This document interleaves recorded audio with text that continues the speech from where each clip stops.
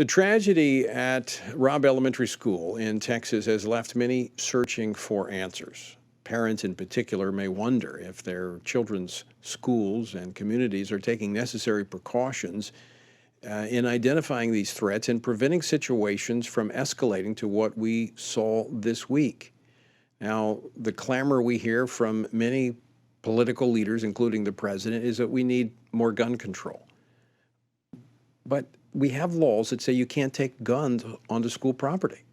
So it's not like criminals are going to obey laws restricting guns. We got to get beyond that one talking point and talk about, number one, how do we harden some of these targets? How do we make it so that innocent people can defend themselves against criminals? Well, joining me now to discuss some practical steps that schools can take to protect students and staff is Josiah O'Neil. He is a deputy sheriff in Southern California. He has actually been involved in federal law enforcement as well, previously working at the State Department. Josiah, welcome back to Washington Watch. Hi, Tony. Thanks for having me. So, we hear a lot of this about gun control, and that seems to be the only thing we hear from certainly those in power at present. But are there not some practical steps? I mean, as I mentioned, school zones, you can't take a gun into school zones, which actually make them a more vulnerable target, and criminals have said that because they know they're not going to face resistance. So just controlling guns is not the answer in my view, but you tell me. As one who is actively involved in law enforcement right now. No, you're absolutely correct. In fact, guns have been around for hundreds of years, and it's pretty obvious that there's been a moral change in our culture. Now, there are two ways of looking at this. One, to address the problem for what it really is, that the moral depravity and change in our society has led to more and more violent occasions, and we could talk about that all day. But I do want to focus, as you mentioned, on seeing that is a reality. What can we do? And fortunately, there's no need to reinvent the wheel here. We've been involved in securing facilities, government facilities and schools for many years. The bottom line is schools just aren't doing enough right now, and we can do better. So specifically, the State Department has a program to enhance the safety and security at schools overseas, which I was directly involved with. And I can tell you right now that a lot of what we implemented overseas is not being done here, and we can do better there.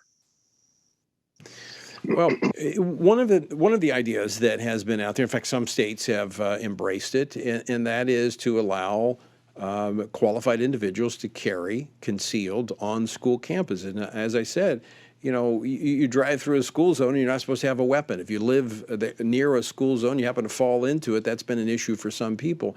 But if you are qualified and you have the background check, why not allow, certain teachers, if they want to, or administrators to carry on school property? Absolutely. I mean, there's nothing better than a good guy with a gun to stop a bad guy with one. And as you pointed out, you mentioned the concept of a soft target or hard target. That's very, very important because if you didn't know, I have a security consulting company. We're majorly focusing on this right now. O'Neil Security Group. We actually professionalize security operations at organizations that previously just aren't meeting the mark. And it's a whole litany, an approach to security that needs to be happening in our schools. One is certainly allowing people to defend themselves, right? I've never met a criminal, whether in my local law enforcement or federal work, that respected laws. By definition, right, criminals don't. So there's a variety of things. One, which is the last line, being able to defend yourself and having armed personnel at schools. That's a given. But you also have things like access control, Mylar screens on windows, egress and entry points, all basic steps that we can take to improve security, as well as things like OSINT, an acronym just meaning open source intelligence, which is widely available on social media, just forward-looking in defense of our children. And what you find often is that the government really isn't that good at anything they do. So I believe that there probably needs to be some grants and some outreach to companies that do this, and let us step in to do a little more for our kids.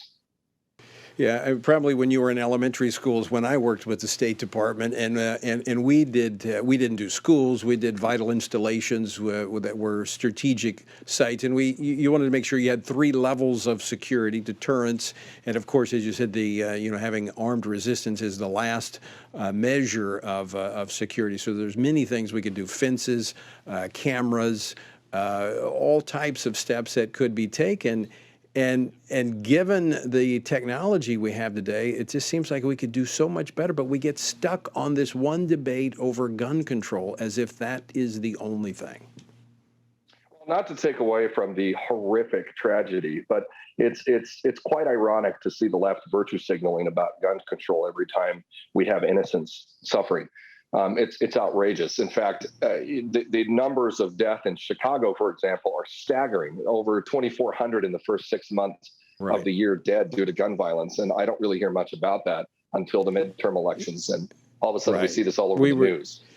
We were just talking about the ineffective nature of these laws, because as you said, criminals don't obey laws. I never met a criminal who said, who obeyed the laws. If he obeyed them, he wouldn't have been a criminal. I wouldn't have to arrest him. Josiah, great to talk with you. Great to see you again. Thanks so much for joining us this afternoon. Thanks for having me, Tony. Appreciate it.